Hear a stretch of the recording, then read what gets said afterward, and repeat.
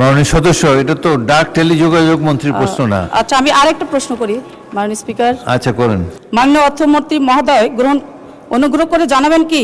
অর্থমন্ত্রী না, টেলিযোগাযোগ মন্ত্রী। আচ্ছা, আমি আরেকটা, আচ্ছা এখন টেলিযোগাযোগ মন্ত্রী, সরি আমি আচ্ছা, ওয়েট করেন জি, যখন জি। অর্থমন্ত্রী জি আসে। জি আই থিঙ্ক প্রশ্নটা কনফিউজিং। এটা কি আমাকে করেছে নাকি ফাইন্যান্স মিনিস্টার সাহেবকে করেছেন?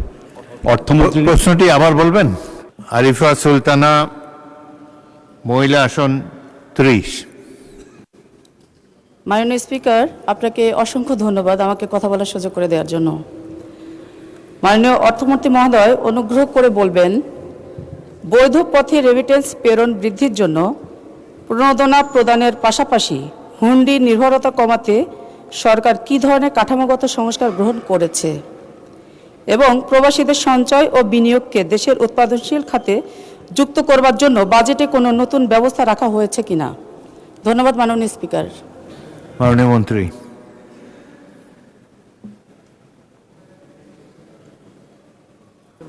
আই থিঙ্ক প্রশ্নটা কনফিউজিং। এটা কি আমাকে করেছে নাকি ফাইন্যান্স মিনিস্টার সাহেবকে করেছেন?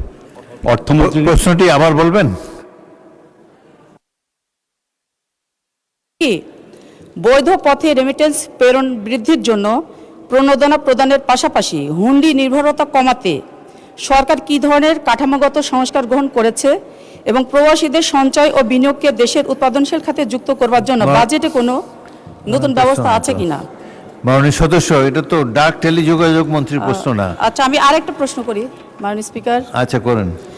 মাননীয় অর্থমন্ত্রী মহোদয় অনুগ্রহ করে জানাবেন কি? অর্থমন্ত্রী না, টেলিযোগাযোগ মন্ত্রী। আচ্ছা, আমি আরেকটা, আচ্ছা এখন টেলিযোগাযোগ মন্ত্রী, সরি আমি আচ্ছা, ওয়েট করেন জি, যখন জি। অর্থমন্ত্রী আসে। জি জি